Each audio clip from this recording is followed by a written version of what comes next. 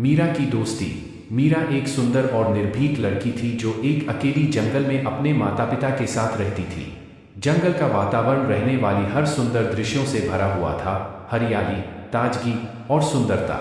यहाँ उसकी दुनिया बसती थी जिसमें उसके प्यारे प्यारे जानवर उसके साथ खेलते थे। एक दिन जब मीरा जंगल की सुनसानी में घूम रही थी, वह एक छोटे से बच्चे को देखती है जो जंगल में खो गया था। मीरा के दिल ने कहा उससे उस बच्चे की मदद करनी चाहिए।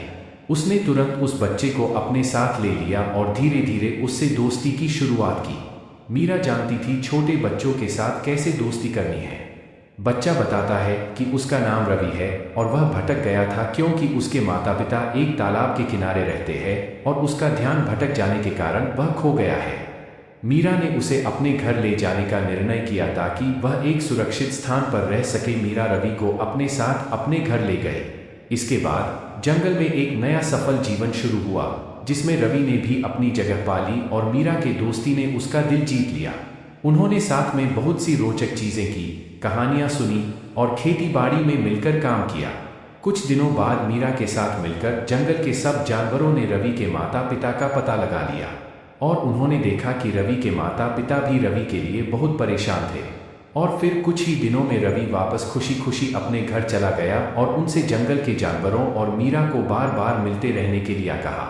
एक दिन जंगल में अचानक समस्याएं उत्पन्न हो गई। एक बड़ा जंगली जानवर आ गया और उसने शोर मचा दिया।